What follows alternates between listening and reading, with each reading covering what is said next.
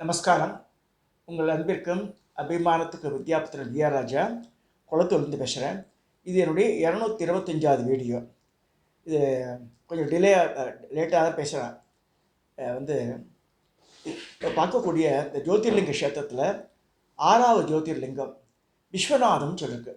விஸ்வநாதம் சொன்னாலே காசி விஸ்வநாதர் அர்த்தம். அதுக்கு இது வந்து இதில் சென்டர் ஆஃப் இது பிளேஸுக்கு ஹார்ட் மாதிரி அமைஞ்சுள்ளது சொல்லிருக்கு காசி க்ஷேத்திரம்.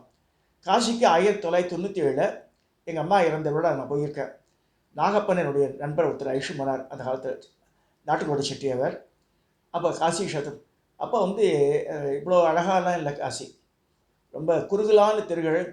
இந்த தெருவோட அகலமே வந்து 10 அடிக்குள்ளே தான் இருக்கும். ஏற்றா மாதிரி 2 எருதுகள் வரும், முட்டாது அப்படியே நம்மளை உராசினே போகும். நம்ம பயப்படுவோம் அந்த இடத்துக்கு போகிறதுக்கு. 2 பக்கத்து கடைகள், நேஸ்டி பிளேஸு அப்படி தான் இருந்து காசின்னு. அது மழை காலம் ஆரம்பத்துலாம் போது ஷேரி சகதி தான் போனோம் நம்ம போல். இப்போ நரேந்திர மோடிஜி வந்து ஆஃப்டர் பிஎம் என்ன பண்ணியிருக்காரு, நிறைய சுற்றி வீடுகள்லாம் கிட்டத்தட்ட 1000 வீடுகள் மேலே வாங்கி பாதையெல்லாம் அகலப்படுத்தி நேர கங்கையில் குளிச்சுட்டு நேராக போகிற மாதிரி பண்ணியிருக்காரு. சரி, அந்த மாதிரிலாம் கிடையாது. கங்கையில் குளிக்கும் போதே குப்பை இவ்வளோ தலையில் வந்து நிற்கும். இங்கே தான் இப்போ எல்லாம் படித்துறையெல்லாம் க்ளீன் பண்ணி எவ்வளவோ பண்ணியிருக்காரு. அவங்க கோடான கோடி நன்றி நம்ம இந்துக்களான நம்ம எல்லாம் சொல்லணும். சனாதன தர்மத்தை பின்பற்றவ மோடிஜியை வந்து நம்ம பாராட்டணும். அவ்வளோ அழகாக பண்ணியிருக்கார் காசியை. நான் அது பண்ண பிறகு நான் போகல, இன்னும் ஃபோட்டோ தான் பார்க்குறேன். கட்டாயம் நம்ம வாழ்நாளில் இந்துக்களாகிற ஒவ்வொருத்தரும் வைஷ்ணவாளாக இருந்தாலும் சரி, சைவாளாக இருந்தாலும் சாக்தாளாக இருந்தாலும் காசியை விசிட் பண்ணணும்னு சொல்லுது சாஸ்திரங்கள். ஏன்னா இந்த அபிமுக்த க்ஷேத்திரம்னு சொல்கிற காசியை, காசியில் பரமேஸ்வரன் பார்வதியை வந்து வாசம் பண்ணியிருக்கா. Just imagine that. கைலாசத்தில் இறங்கி வந்து தே ப்ரிஃபர்ட் ஒன் பிளேஸ்னால் இதுன்னா காசி தான் சொல்லியிருக்கு. மிச்ச இடத்துல வந்து அவள் வாசம் பண்ண மாதிரி சரித்திரங்கள்லாம் இல்லை. அபிமுக்த க்ஷேத்திரமான காசியில் இங்கே வந்து வசிச்சிருக்காவ. நிறைய புராண இன்சிடென்ட் காசியை பேஸ் பண்ணி தான் இருக்குது. ஹரிச்சந்திர புராணம் எல்லாமே காசியை பேஸ் பண்ணி தான் இருக்குது. பல இது படுத்து பார்க்கலாம். காசி இல்லாமல் 11 புராணமே கிடையாது. 11 புராணத்தில் சமூகம் இட்ஸ் பீன் ரிலேட்டட். நம்ம எப்படி சவுத் இந்தியாவில் திருவண்ணாமலை சொல்கிறோமோ அது மாதிரி வட இந்தியாவில் அந்த க்ஷேத்திரம் ரொம்ப ரொம்ப ரொம்ப ரொம்ப பிரயத்தனப்பட்டு பண்ணியிருக்கேன். அதில் என்ன ஆச்சரியன்னா, ஒவ்வொரு தடவையும் இடித்து போட்டிருக்கா கோவிலை. சோம்நாத் கோவில் பிரம்மாண்டம், இது அந்த அளவுக்கு இல்லை. இப்படி இருப்பினும் ஒவ்வொரு முஸ்லீம் படையெடுப்புலேயும் வந்து அந்த கோவிலை இடித்து மசூதி கட்டியிருக்கா. அது இட்ஸ் ரெக்கார்டு. அவுரங்கசீப்லாம் ரொம்ப மோசம் பண்ணிட்டான். அப்போ ராணி அகல்யாபாய் ஹோல்கர் அவள் வந்து தான் எடுத்து கட்டினான். அந்த லிங்கம் விஸ்வநாதர் லிங்கம் காணாமே போயிடுது. இங்கே கடத்து உள்ள கடந்தது உள்ள திருப்பி எடுத்து ரீபிரதிஷ்டை பண்ணான். இப்போ கடைசியாக இந்த கோவில் கட்டிருந்து ராணி அகல்யாபாய் தான் எடுத்து கட்டினா. அதை பெண்மணியாக இருந்து மகாராணியாக இருந்தவோ அந்தன கோத்தை சேர்ந்தவோ அவள் எடுத்து கட்டி 12 ஜோதிர்லிங்கத்துக்கும் புனருத்தாரணம் பண்ணியிருக்கா. ஒன்றும் இல்லை, இந்தியாவில் பல பகுதியில் இடத்துக்கெல்லாம் விசிட் பண்ணி எல்லாத்துக்கும் வந்து தான் சொத்தையே செலவழிச்சிருக்கா. அப்படி நிறைய பேர் கோவில் சொத்தை கொள்ளடிக்கிறா. அது வேறு. ராணி அகல்யாபாய் பொண்ணும் பொருளை கொட்டி கொடுத்துருக்காங்க. பெரிய மாதரசியவ அவளை வந்து அந்த மத்திய பிரதேஷ்லாம் போட்டுருவா. மாதாஜின்னு சொல்கிறான். ஆட்டோக்காரன், டாக்ஸிக்காரன் எல்லாமே அவளை வந்து அவ்வளோ போட்டுறான். கையில் சிவலிங்கத்தை வச்சுட்டே இருப்பாள். காசியில் என்ன விசேஷம்னா, நான் 10 நாள் படிச்சுட்டு போனேன். சிலதெல்லாம் பள்ளி கத்தலை. நாடுகாடு செட்டி சத்திரத்தில் தூங்கிற ரூம்போது பெரிய ரூமாக லேடிஸ்லாம் தனியார் ரூமில் இருந்தால், ஜென்ட்ஸ் எல்லாம் ஹாலில் படுத்திருந்தோம். பாய் இது தலாணி தான் கொடுத்துறாவ. ஒவ்வொருத்தர் கட்டில்லாம் கிடையாது. முடியாத வாழ்க்கையில் கட்டில் தரா. நான் சொல்கிறது அந்த காலத்து, நான் சொல்கிறது 97. எஸ் இமேஜின் எத்தனை வருஷம் ஆகிருக்கேன். அப்போ 10 பள்ளி பார்த்தேன் அந்த பில்டிங்கில். வித்தின் ரூம் ஒன்று கூட சத்தம் போடுறதில்ல. கவுளி சத்தம் போடுறதுன்னு சத்தமே போடல. அதே மாதிரி கருடம் பறக்கிறது இல்லை மேலே. காசியில் இதை ஸ்பெசிஃபிக்காக வான் பண்ணேன். நிறைய புஷ்பங்கள், பெரிய பெரிய ஒரு தாமரைப்பூன்னா 2 கை பிரித்து வச்சா கூட பத்தாது. தாம்பாளம் செய்து தாமரைப்பூலாம் ஒரு மண்ணு வாசனை வரல. மோதுகிட்டு என் மூக்கு தான் அடைச்சிட்டு தான் பார்த்தேன். பூக்கள் வாசனை இல்லை. அப்புறம் வந்து பள்ளி கவுடி சத்தம் போடுறது இல்லை, பருந்து பருப்பது இல்லை. மாதிரி நிறையா அந்த மாதிரி பலவிதமான காரணங்கள் சொல்லியிருக்கு. ஏன்னா வந்து பருந்து தான் சொல்லியிருக்கு. ஏன்னா இவர் காலபைரவர் அங்கே இருக்க தன் காசிக்கு வெளியில், அதாவது காசி க்ஷேத்திரத்து உள்ள இந்த விஸ்வநாதர் கோவில் தள்ளி இருக்குது. அங்கே அவர் சபிச்சுடுறார் அவள்லாம். ஏன்னா ஆஞ்சநேயர் லிங்கத்தை எடுத்து அங்கே எடுத்து போகும்போது ஒன்று கூட சமிக்கையே தரல அவருக்கு. ஈஸ் எஸ்காட் ஃபார் த விஸ்வநாதர். அது மாதிரி இங்கே யாருமே சொல்லலை, சைலண்டாக இருந்தேன்னு சொல்லிட்டு சமைக்கிறார். அந்த மாதிரி அது சம்பந்தம் இல்லை. ஸோ பருந்து தான் சொல்லியிருக்கு. பருந்து, அது கருடன், அப்புறமா இது என்ன பல்லி, இதெல்லாம் சொல்லியிருக்கு. பூக்கள் வாசனையே இருக்காது எதுவுமே. பிணத்தை எரிக்கிற அந்த கட்டத்தில் வாசனை வரல. நாற்றம் படம் எடுத்தால் ஒரு நாற்றம் வரும், அதெல்லாம் இல்லைங்க. ஸோ அது ஏதோ ஒரு அந்த இடத்துல சக்தி இருக்குதா இருக்குது, அதை ஒத்துண்டு தான் ஆகணும். நிறைய விஷயங்கள் பேசலாம். காசியை சொன்னால் வச்சேன். காசியில் விஸ்வநாதர் நான் போகும்போது சந்தாட்டம் தான் இருக்குது விஸ்வநாதர் போகிற வழியில். அதே தெருவில் ஆப்போசிட் சைடில் கொஞ்சம் முன்னாடி அன்னபூர்ணீஸ்வரி வந்துடுது. அன்னபூர்ணி வடிவம் சொக்க தங்கத்தில் பண்ணியிருக்கு. அப்புறம் ஐம்பொன்னில் பண்ணி தனியாக வச்சுருக்கா. இந்த தங்கத்து விக்கிரகம் பேங்க்லேருந்து அப்புறமா எடுத்துகிட்டு வரா. தீபாவளி போது தான் வருது. பெரிய மண்டபம் இருக்குது, பெரிய மகாமேரு தர. மகாமேரு நம்ம கிட்ட கொண்டு வந்துடுறா. அவள் வச்சு பூஜை பண்ணலாம். அதுக்கு காசியில் அன்னபூர்ணிக்கு மற்றொரு பேர் தான் விசாலாட்சின்னு சொல்லுது. இங்கே ஐ வாண்ட் டு கிளாரிஃபை த நேயர். விசாலாட்சி தனியாக கோவில் கட்டிருக்கார், நாட்டுக்கோட்டை செடிக்கிறார்.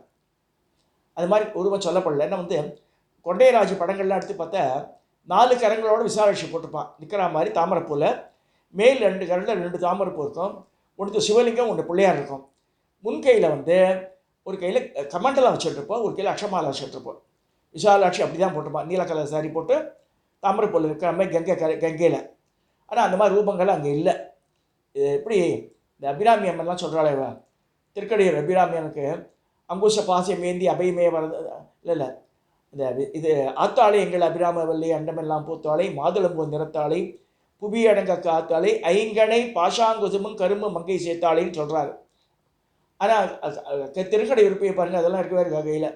கையில் என்ன இருக்குன்னா நீலோத்பலம் ஒரு கையில் இருக்கும், இன்னொரு கையில் அக்ஷமாலை இருக்கும், முன் கை வர அபயம். கரும்பை பண்ணி வச்சுருக்காரு பக்கத்தில், அவ்வளோதான். அப்போ அபிராமி பட்டர் என்ன இது பண்ணியிருக்காருன்னா லலிதையை தான் உபாசனை பண்ணியிருக்காரு. அபிராமி அபிராமி அபிராமி எந்த சொன்னாலும் அவள் உபாசன தெய்வம் என்னென்னா லலிதைக்கு உண்டான இதெல்லாம் சொல்லி உபகரணங்கள்லாம் சொல்லி தான் அவர் பாடியிருக்கார். நான் கூட எப்படி இருக்க உருவம் பார்த்த மூலஸ்தான விக்கிரகம். ஏன்னா அவரோட எண்ணத்துலேருந்து அபிராமின்ற பேர் வச்சா தவிர அவர் வணங்கிற தேவத்தை லலிதா தான். ஸோ இங்கே கம்யூனிட்டி இது சப்ஜெக்டு. அன்னபூர்ணி விசாலாட்சின்னு ஒரு பாட்டு இருக்குது. அன்னபூர்ணிக்கு மற்றொரு பேர் தான் விசாலாட்சி, விஷாலமான கண்களை கொண்டவள் அப்படின்றது. அங்கேருந்து அம்பாள் சாபத்தின் காரணமாக அங்கே அன்னசத்திரம் கட்டி எல்லாருக்கும் அன்னம் போட்டு துர்வாச மகரிஷி அதை ரிஜெக்ட் பண்ண. அப்புறம் சோறு கிடைக்காம திண்டாடியவர். அப்புறம் அடி பண்ணி அப்புறமா சொல்கிறேன், நான் பார்வை தான் வந்திருக்கேன்ட்டு. ஸோ அங்கேருந்து இங்கே தென்னாடு காஞ்சிபுரத்தில் தபஸ் பண்ணுறா. மாங்காடுக்கு காஞ்சிபுரத்துக்கு கடைசி அண்ணாமலையாரோட உண்ணாமலையை சேர்றான்னு வருது கதை. ஸோ முதல்ல அம்பாள் சாபத்தின் காரணம் வந்த இடம் காஷி தான், வாரணாசி. ஸோ வாரணாசி எடுத்து பார்த்தா பல குமரகுருபரர் இங்கே சவுத் இந்தியாவிலேருந்து போனவர், தமிழ்நாட்டிலேருந்து போனவர். காசியில் குமாரசாமி மடம்னு வச்சுருக்கார். அந்த மடத்தில் நான் சாப்பிட்டேன், ஒரு வாரம் சாப்பிட்டேன் மத்தியான வேளையில். ஏன்னா நாட்டுக்கோடை சட்டியில் பூண்டு கிண்டு சேர்த்துவா, நமக்கு ஒத்து வராது. அது காத்தால் டிஃபன் இங்கே சாப்பிட்டுட்டு மத்தியானம் சாப்பாடு குமாரசாமி மடத்துக்கு போயிடுவேன். நான் பாயசத்தோடு போடுவேன். ஸோ அந்த மாதிரி சாப்பிட்ருக்கேன். அந்த குமாரசாமி, இந்த குமரகுருபரர்ன்ற குமாரசுவாமி மடம் எப்படி ஏற்படுதுன்னா, அப்போ சுல்தான் ரூல் பண்ணிட்டு இருக்கான் காசியை. இவர் சொல்கிறார், எனக்கு வேணும் லேண்ட் வேணும், நான் மடம் கட்டணுன்ட்டு. அவன் சொல்கிறான், எல்லாம் சிரிக்கிற இந்த இந்த பிச்சைக்காரருக்கு செய்யணுன்ட்டு முஸ்லீம்ஸ் எல்லாம் கேலி பண்ணுறான் குமரகுருபரர். அப்போ சொல்லும்போது என்ன பண்ணால் நீங்கள் தருவேண்டாம், நீ நைட்டுக்குள்ளே டர்க்கிஷ் பாஷை, அதாவது அரபிக்கு, இந்த அரப் தெரிஞ்சு நீங்கள் பேசணும் நாளைக்கு, அப்போ நான் தரேன்ட்டான். ராத்திரி கலைவாணி ஒர்ஷிப் பண்ணி ஹி காட் தட் நாலேஜு இதில் அரப் மொழியில் பேச ஆரம்பிச்சிடுறார். டர்க்கிஷ் மொழியிலே பேசுகிறார் அவர். அவ்வளோ முஸ்லீம்கெல்லாம் கிட்டத்தட்ட இந்த ஸ்போக்கன் லாங்குவேஜ் ஒன்றா தான் இருக்கும். அரபிக் லெட்டர்ஸ்லாம் வித்தியாசமாக தவிர அவன் ஆச்சரியப்படுறான். எப்படி வந்தார்னா சிங்கத்து மேலே ஏறி வர்றாரு. பக்கத்தில் நிறைய சிங்கங்களை புடச்சோட வந்துடுறாரு. அப்போ காடு காட்சி திட்டி வந்த உடனே அவள் இறங்கிடுறார். ராஜாட்ட போகிற ராஜா பயந்து போய் ஒரு தூணுக்கு மேலே ஏறிடுறான். சிப்பந்திகளாம் ஓடி போயிடுறார். இவர் வந்த இந்த சிங்கம் வந்து ராஜா அரண்மனையில் அந்த அரியணையில் உட்காந்துட்டு சிறுநீர் கழிக்கிறதுங்க. இவங்க என்ன செய்யணும்னு தெரியல. அப்புறம் வந்து இந்த சிங்கத்தெல்லாம் போக சொல்லுன்றான். அவர் கை காமிக்கிற எல்லாம் போயிடுறது. அவர் என்ன வேணுமோ அந்த கங்கை நதி கரை ஓரத்தில் அந்த மடம் கட்டுறதுக்கு உண்டான லேண்டை கொடுத்துட்றான். இது வந்து குமரகுருபருடைய வாழ்க்கை வரலாறில் வருது. அதுதான் குமாரசாமி மடம்னு இருக்குது. அங்கே காக்கபூஜன்றோட ஃபோட்டோ கூட இதில் பார்த்தேன் நான். இதெல்லாம் எதுக்கு சொல்ல வரேன்னா, காசி க்ஷேத்திரன்றது பெரிய மகோன்மதமான க்ஷேத்திரம். பல புராண புருஷர்கள் ஆதிசங்கர் வந்திருக்கார், பல பல பேர் மகான்கள் அந்த இடத்துல விசிட் பண்ணியிருக்கார். நம்ம வந்து ஜஸ்ட் இந்த வெளியில் இந்த டாம் டிஷன் மாதிரி அழகாக அப்படி இருக்குது அப்படிலாம் பார்க்கக்கூடாது. அதில் சின்ன சின்ன கோவிலாக தான் இருக்குது. பட் ஒன்று பவர்ஃபுல் கோவில்கள். இப்போ பாஸ்கராச்சாரியார் இது பண்ண கோவில்லாம் இருக்குங்க. முத்துசாமி தீட்சிதர் வந்து சாபியம் பண்ணியிருக்கார். சக்கரேஸ்வர லிங்கமும் இருக்குது. ஸ்ரீசக்கரமே வந்து இந்த லிங்கத்தினுடைய மேல் பகுதியில் ஸ்ரீசக்கரம் இருக்கும். அந்த லிங்கத்தை இங்கே பாஸ்கராச்சாரியார் பண்ணியிருக்காரு. அந்த லிங்கத்தை அது தரிசிக்கலாம். பல லிங்கங்கள் அங்கே கோவில் எழுப்பப்பட்டிருக்கு. அதே மாதிரி காசியில் போயிட்டு விஸ்வநாதருக்கு இது பண்ணணும். 3 இரவு தங்கணும்னு இருக்குது. எஸ்பெஷலி காஷிப கோத்ரா, கவுண்டினிய கோத்ரா இவெல்லாம் பிறந்தவா வந்து ப்ராப்ளம் சால்விங் டெக்னிக் காசி தான் சொல்லியிருக்கு. இந்த ரிஷி வாக்கியம் கேட்டதுனால சொல்கிறேன் உங்களுக்கு ஷேரிங். கவுண்டினிய கோத்திரம், காஷிப கோத்திரம் ராமன் நடராஜேஸ்வர் சொல்லும்போது நான் பக்கத்தில் இருந்திருக்கேன். 3 இரவு போய் தங்கணும். அவள் காசியில் கங்கையில் ஸ்நானம் பண்ணணும். அவள் கையில் விஸ்வநாதருக்கு அபிஷேகம் பண்ணணும். பண்ணிட்டு வந்தால் எப்பேற்பட்ட பிரச்சனையும் அவளுக்கு சால்வ் ஆகும் சொல்லிருக்கு. அவளுக்கு தான் சொல்லியிருக்கு, மிச்சாளுக்கு சொல்ல. ஜென்ரலாகவே காசிக்கு போயிட்டு தான் 3 இரவு தங்கினா ப்ராப்ளம் சால்விங். பட் எஸ்பெஷலி இந்த கோத்திரக்காரர்களுக்கு காஷிப கோத்திரம், கவுண்டினிய கோத்திரம், இதெல்லாம் கவுண்டினிய கோத்திரத்துக்கார இன்னொரு ப்ளஸ் பாயிண்ட் சொல்கிறேன். ஆஞ்சநேயரோட கோத்திரம் கவுண்டினிய கோத்திரம் சொல்லியிருக்கு. ஆஞ்சநேயர் வழிபாடு பண்ணால் அவளுக்கு சில காரியங்கள் சக்ஸஸ்ஃபுல்லாகும். அதுவும் சொல்லிடுறேன் இந்த நேரத்தில். இந்த மாதிரி காசி கஷேத்திரத்துக்கு போகிறதுட்டு பக்கத்தில் இதெல்லாம் இருக்குது. இந்த ஜெயின மதத்தில் இந்த பார்ஷவநாதர் ஒருத்தர் இருக்கார். அவர் பிறந்த ஊர் எது? காஷி. இந்த மாதிரி பல மகான்கள் புத்த மதத்தில் இருக்கிறது. புத்தரே வந்து கௌதம புத்தரே வந்து அங்கே சில இதில் ப்ராஜெக்ட்லாம் ஆரம்பிக்கிறார். காசி வச்சு தான் ஆரம்பிக்கிறார். அவள்லாம் நாம் வச்சுருக்கோம். அது மாதிரி பல மகோன்மதமான காரியங்கள்லாம் காசியில் நடந்திருக்கு. இந்த புராணத்தில் ஹரிச்சந்திரன் வந்து இந்த இடுகாட்டில் வேலை செஞ்சதெல்லாம் காசியில் தான். இந்த மணிகர்ணிகா கட்டம்னு ஒன்று இருக்குது. அது மட்டும் சொல்கிறேன் நான். நிறையா கட்டங்கள் இருக்குது. இந்த மணிகர்ணிகா கட்டம்னா இவர் மகாவிஷ்ணு வந்து தபஸ் பண்ணுறாரு. அப்போ கங்கை வரல பூமிக்கு. கங்கை பகீரதன் போது கங்கை வரல பூமிக்கு. அப்போ என்ன செய்கிறாருன்னா, அவரே தோன்றார். குளித்து கொண்டு ஒரு குளம் நிரப்புறார். சக்கராயுத்தால் பண்ணியிருக்கும்போது பரமேஸ்வரன் பார்வதி இறங்கி வரா கைலாயிலேருந்து வரும்போது அவர் வந்து சந்தோஷமாக தலையாட்டுறார் பரமேஸ்வரன். அவர் காது குண்டலம் வந்து கீழே அதில் விழுந்துருது தண்ணியில். ஸோ இது வந்து is a merger of Shiva விஷ்ணுன்னு சொல்லியிருக்கு. அந்த மணிகர்ணிகைங்கிறது அந்த காதில் போடுற குண்டலம் தான் அது. ஸோ அது விழுந்த இடம் பரமேஸ்வரனுடைய ஒரு காது குண்டலம் விழுந்த இடம்.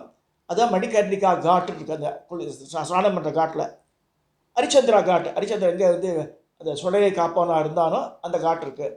அது மாதிரி பல விஷயங்கள். சில இதெல்லாம் அங்கே வாங்கினா ரொம்ப சிறப்பு. அன்னபூர்ணி விக்கிரகம், அப்புறமா அந்த சாலகிராம மக்களுக்கு அங்கேயும் கிடைக்கிறது. நேபாளிக்கு ருத்ராட்சம். இதெல்லாம் காசிக்கு போகிறவாட அன்னபூர்ணி விக்கிரகம் சின்ன பித்தளையில் வாங்கிடுவா. நான் கூட 100 வாங்கினேன் அந்த காலத்தில். To give to the people. Ganga தண்ணி இதெல்லாம் இன்னும் இருக்குது. 97 வாங்கின கங்கா சொம்பு என்கிட்ட இருக்குது. இன்னும் தண்ணி இருக்குது. அதில் ஒரு பிலீஃப் நம்ம இதில். அது மாதிரி ஒரு 10 வீட்டில் வச்சுருந்தோன்னா யாராவது மண்டையை போட்டான்னா அவளுக்கு கங்கா தண்ணி விட சொல்லுவாள். ஸோ அப்போ நம்ம கொடுத்து அனுப்பலாம். அவளுக்கு எப்பயுமே கங்கா ஜலம் இருக்கணும் ஆற்றுல. ஃபார் எனி எமர்ஜென்சி பர்பஸ் கொடுக்கலாம் அது. ஸோ இது மாதிரி பல புராண நிகழ்வுகள் காசியை வச்சு தான் இருக்குது.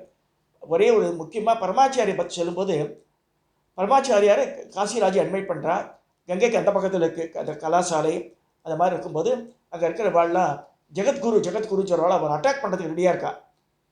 பரமாச்சாரியார் அப்போஸ் பண்ணுறதுக்கு அந்த ஊரில் ஜனங்கள்லாம் இருந்தா அந்த காலத்தில். அது சொல்கிறது 50 வருஷத்துக்கு முன்னாடி நடந்தது. வரும்போது ஜெகத்குருன்னு சொல்கிறாள். நீங்கள் எப்படி ஜெகத்குருன்னு சொல்லிக்கிறேன்னு கேட்டா அவள் பாருங்கள். பிராமணாலாம் கேட்டா. அப்போ பார்த்தா டக்குன்னு அவர் அந்த அவர் டைம்லி இது அடிப்பார் பாயிண்ட்டை. அது பார்த்தா அங்கே சிட்டுக்குருவி வந்து கோடு கட்டிகிட்ருக்கு. இந்த இந்த கலாசாலையில் ஒரு குருவி கூடு கட்டு. அது என்னதுன்னு அதுக்கு என்ன ஒரு வேர்டு சொல்கிறா குருவிக்கு அப்படின்னு சொல்கிறா அவள். சொன்ன உடனே அது என்ன பண்ணுறது, அதுக்கு கூடு கட்டுறது இல்லையா, அதுக்கு வெறும் மூக்கு தான் வச்சுட்டுருக்கு, கை காலால் உட்காந்துக்கிட்டு தவிர அது மூக்கிலே டக்கு பண்ணி பின்னி கட்டி ஒரு பழைய கூடு கட்டிடுறது. ஸோ அது கூட அதுக்கிட்ட கூட நம்ம பாடம் கற்றுக்கணும். ஜெகன்தான் எனக்கு குரு, நான் அவளுக்கு குருன்னு சொல்லலை. ஸோ ஜெகம் எனக்கு குருன்ட்டார் அவர். எல்லாம் கை தட்டி ஆரவாரம் பண்ணதா கேள்வி காசியில் நடந்தது. அதே பாஸ்கராய சரிதத்திலையும் ஸ்ரீவித்யா தீவர் சௌபாகிய பாஸ்கர் என்ற நூலை எழுதி வரும். அங்கே தான் டெஸ்டிங் நடந்தது அவருக்கு. பெரிய மகாயாக கிரமம் பண்ணும்போது அப்போ எல்லாரும் அப்போஸ் பண்ணுறா. நீங்கள் வந்து கோடி யோகினி கணிச்சி கோடி யோகினி கணிச்சி வித்தாலாம் போட்டுக்கல, 64 கோடி எங்கே மகா சதுஷ்டி கோடி யோகினி, மகா சதுஷட்டி கோடி யோகினி 64 கோடி சொல்லலை. எப்படி 64 சதுஷட்டின்றது 64, மகா சதுஷ்டி 576 கோடி. நீங்கள் 64 கோடி பேர் சொல்லுங்கன்றா. எழுதிக்கிறது ரெடியாக எழுத ஆரம்பிச்சுட்டா. எப்படி விமலானா சொல்லணும், பச்சை புடவை கட்டிட்டு இருக்கா, அவள் இந்த கிரீடம் வச்சிருக்கா, 2 கையே 4 கையே சொல்லணும். கமலானா அவர் சொல்லணும். அம்மா சொல்ல ஆரம்பிச்சிட்டார் அவர். அப்போ குங்குமானந்த சித்தர்ன்றவர் வந்து அந்த மூட பசங்களே அவர் சொல்லலடா, அம்பாள் வந்து அவருடைய கிளியாக உட்காந்துருக்கா தோளில், அவர் தோளில் அந்த கிளி தான் சொல்கிறதுன்னு சொல்லி கமண்டத்தை ஜலத்தை தள்ளி கண்ணில் தெளித்த உடனே தேர் ஏபிள் டு சி. அப்புறம் எல்லாம் பாஸ்கராயருக்கு நமஸ்காரம் பண்ணுறா. அப்போ இன்னும் சில பேர் இருக்கா அப்போஸ் பண்ணுறா காசியில். அதே மாதிரி அஸ்வாரூடா ஜிஷ்டி சாப்பிட்ட கோடி கோடி பிராவுதான், கோடிக்கணக்கான குதிரைக்கு நடுவில் அஸ்வாரூடா தேவதை வராள், எங்கே வரா காமிங்கன்றேன். வானத்தை தண்ணி தெளித்த உடனே சட்ட குதிரைகள் வருது. வெள்ளை நிற குதிரைகள், அபராஜித் என்ற குதிரைகள், அஸ்வாரூடான்ற தேவதை கையில் பொன் பெரம்போட பவனி வரான்னு வருது. அதையும் பார்க்குறா. இந்த மாதிரி இன்சிடென்ட்லாம் காசியெலாம் நடந்தது. முஸ்வாமி தீட்சருக்கு ருத்ரவேணம் அங்கே தான் கிடைச்சது. இது மாதிரி பல மகோன்மதமான இதெல்லாம் நடந்திருக்கு. அதே மாதிரி ராகவேந்திர காரூர் இருந்தார் இங்கே சித்தூர் டிஸ்ட்ரிக்டில். அவர் வந்து அம்பாளுக்கு நாக்கு ஏன் இஷ்டாவோ அப்படின்னு கேட்குற அம்பாள். டக்குனு இது பேர் பவித்ரன் பேர். தர்ப்பணம் பண்ணுறதுக்கு ஒரு தேவ காரியத்துக்காக அது 2 பில்லில் பண்ணுறது வந்து கர்ப்பப்புல்ல போட்டு தர்ப்பணம் பண்ணுறதுக்கு. இது தேவ பூஜைக்கெல்லாம் பண்ணுறது வந்து இது வந்து 4 இருக்கும். அதில் இந்த பின்றதில் 4 இழை இருக்கும். சரி, மேலே 2 இடையில பின்னிருக்கும் அது. ஸோ அவள் கேட்குறா, அந்த மாதிரி எனக்கு அடுக்க கொடுத்துட்டாருவார். திருப்பி அம்பாள் பேசுகிறா, கங்காதேவி கேட்குறா அவர்கிட்ட. அப்போ ராகவேந்திர காருன்னு பேர். నేను ఆడది మొగ్గదీనా ఆంబళ, ఆడదీనా பொம்பளை, நான் அதை வச்சு என்ன செய்வேன்னு கேட்குறாவோ. என்னை பொம்பளைக்கு அணிகலன் கொடுன்றா. வீட்டில் வந்து ஒய்ஃப் இந்த வீட்டு பூஜை மாடத்தில் இருக்குது. அங்கே அவர் ஜாகையில் அந்த பூஜை மாடத்தில் அந்த பவித்திரம் கங்கையில் போட்டது இங்கே வந்துட்டு. அப்புறம் ஒய்ஃப் கிட்ட சொன்னோடனே அவள் கொலுசு கொண்டு தரேன், அதை அக்செப்ட் பண்ணுறான் கங்காதேவி. இந்த மாதிரி பல மகான்கள் இன்சிடென்டெல்லாம் இங்கே தான் நடந்திருக்கு, காசியில் தான் நடந்திருக்கு. மகோன்ம லைஃப்பில் ஒரு இந்துவாக பிறந்த ஒவ்வொருத்தனும் காசிக்கு போயிட்டு வரணும்னு இருக்கு. வசதி உள்ள பித்திருக்கடங்களை இங்கே செய்யலான்னு இருக்கு. இதில் பித்திரு பூஜை வரும்போது இது மாதிரி வசு, ருத்ர, ஆதித்யன்னு இருக்குது. 3 இருக்குது, 3 கேட்டகரி.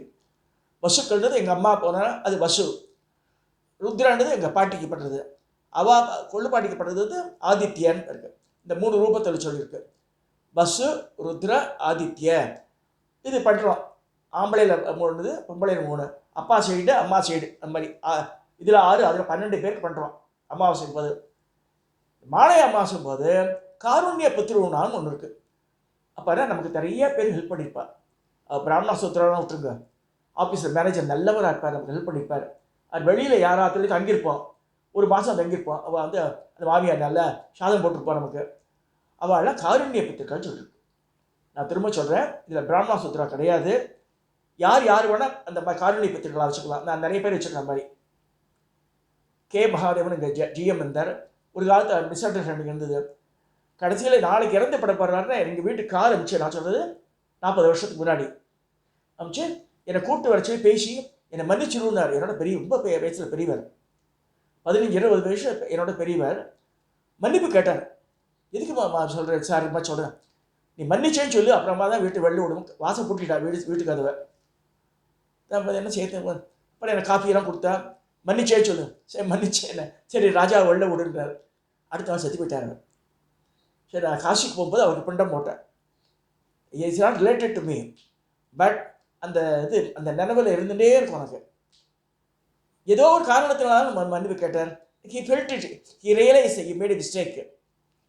ஸோ அதை அது எதுக்கு சொல்ல வரேன்னா, காருண்ய பித்திருக்கள்ன்றது அவள் ஃப்ரெண்டாக கூட இருக்கலாம், ஆனால் அவள் அப்போ செத்து போயிருக்கணும். அவள் சரி நம்ம குடும்பத்தில் டிஸ்டன்ட் ரிலேஷன் ஆக்கலாம், நம்ம அதுக்கு ஆகாதவா கூட இருக்கலாம், நல்லவனாக இருக்கலாம். அவள் ஸோ அவளை யார் யார் நிலவில் வரவோ அவளை பேர் சொல்லி பிண்டம் பக்கத்துக்கு அதுக்கு எக்ஸ்ட்ரா பிண்டம் ஆகும்.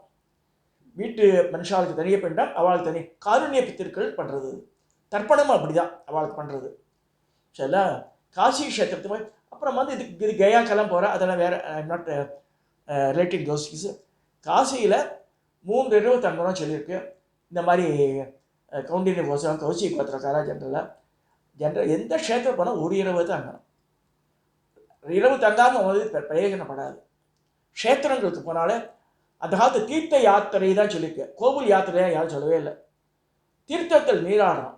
எந்த ஊருக்கு போனாலும் சரி லாட்ஜில் முதல்ல குளிச்சுட்டு விழுப்பு குழியில் முடிச்சிடணும், அப்புறமா நதியில் போய் சுத்தமாக நீராடணும்னு சொல்லிருக்கு. அங்கே போய் துணி துவைக்கக்கூடாது.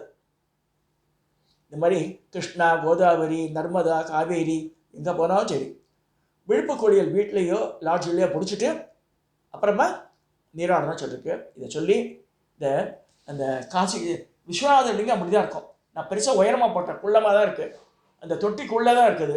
தங்கத்திலேயே பூன் போட்டிருக்கா. இது வந்து தங்கத்திலே பண்ணியிருக்கு, பியூர் சாலிட் கோல்டு பண்ணியிருக்கேன்.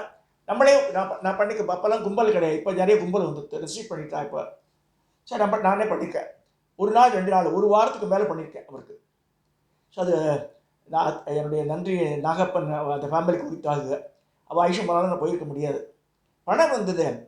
சம்படேஸ்ட் கைடு இப்போ நிறையா கைடு வந்துட்டு டூரிஸ்ட் ஆயுஷம் போகிறாது அது வேறு. நான் சொல்ல 97ஆம் வருஷம் நான் போனது. இதெல்லாம் சொல்லி இந்த காசி க்ஷேத்திரம் வாழ்க்கையில் இந்துக்களாக பிறந்த நம்ம ஒவ்வொருத்தரும் போய் பார்க்கணுன்ட்டு வேண்டிட்டு இதை நான் முடிக்கிறேன்.